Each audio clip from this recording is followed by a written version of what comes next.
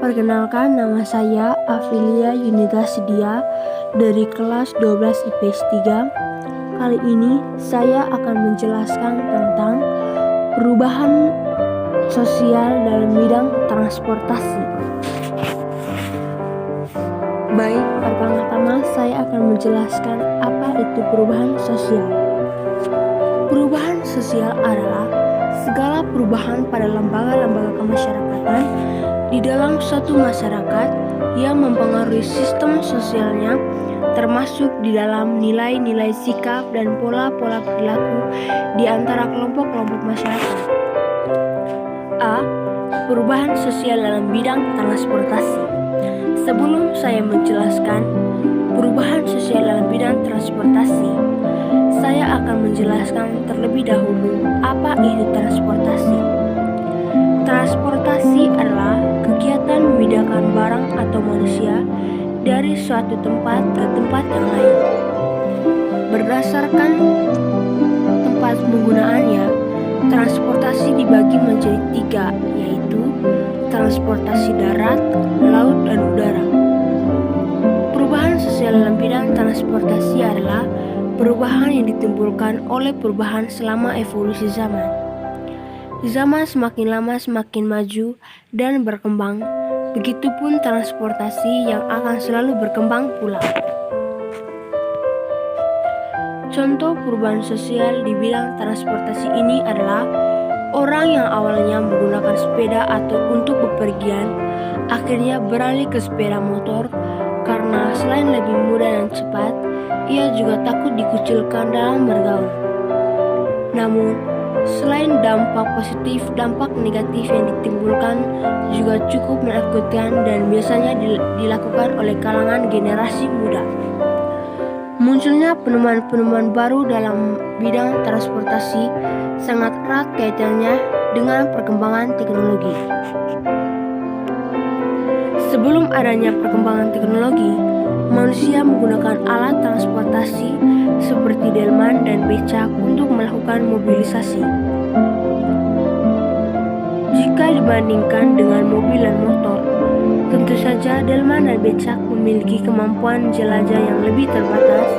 Selain itu, berkendara dengan 2 alat transportasi kuno membutuhkan waktu yang lebih lama. Baik, saya akan menjelaskan tentang faktor-faktor yang berpengaruh pada perkembangan transportasi. 1. Faktor ekonomi.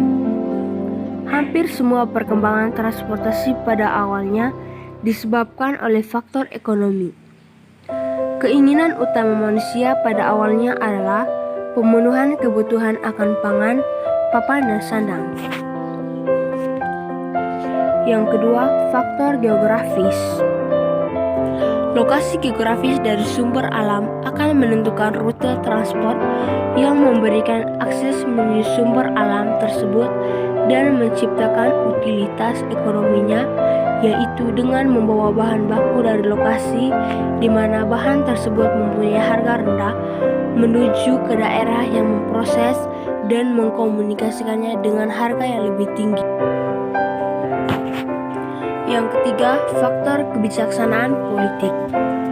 Kebijaksanaan politik seringkali berperan dalam penentuan perkembangan transport. Dalam hal ini, biasanya untuk tujuan pengembangan wilayah perkotaan, memajukan daerah tertinggal, swasembada ekonomi daerah, dan sebagainya. Yang keempat, faktor kemiliteran. Kemiliteran suatu bangsa dimaksudkan untuk mendukung kebijaksanaan politik pemerintah dan untuk pertahanan nasionalnya. Di samping itu, strategi dan taktik kemiliteran sering berpengaruh langsung kepada perkembangan transportasi. Yang kelima, faktor teknologi. Perkembangan teknologi berperan nyata dalam transportasi.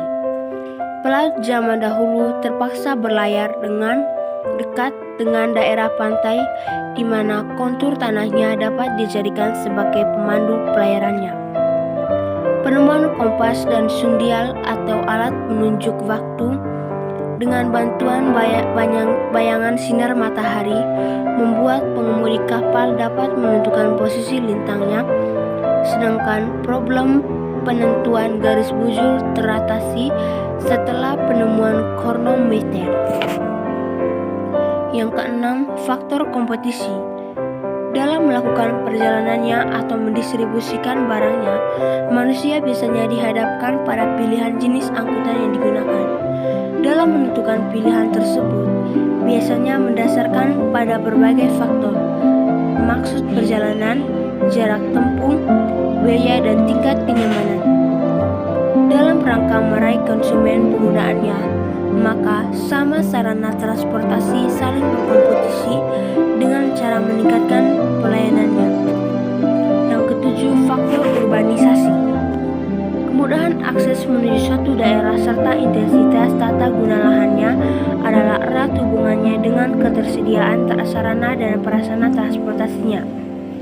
Perkembangan perkotaan yang pesat yang terjadi bersamaan dengan peledakan populasi adalah merupakan fenomena yang tidak dapat diabaikan sebagai faktor penentu perkembangan transportasi.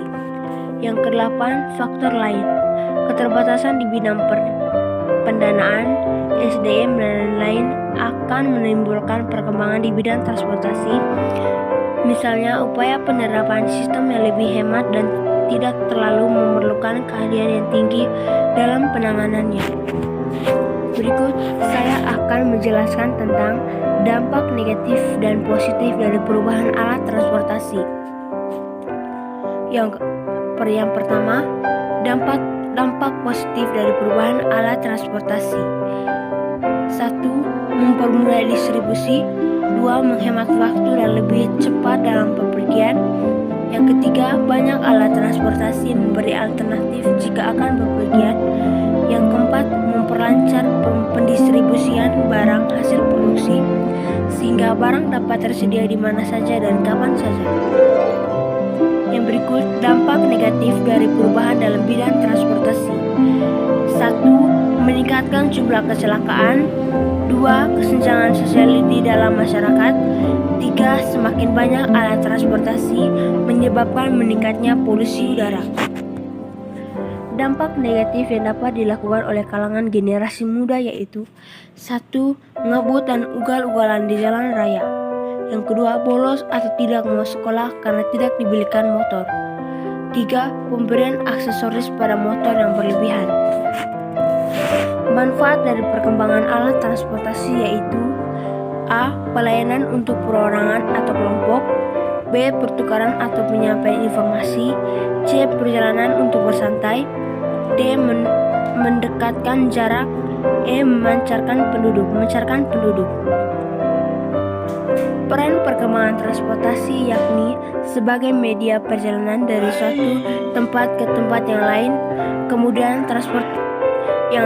kemudian transportasi tersebut dipengaruhi oleh perkembangan teknologi yang mengakibatkan transportasi tersebut menjadi lebih efisien terhadap jarak tempuh wilayah.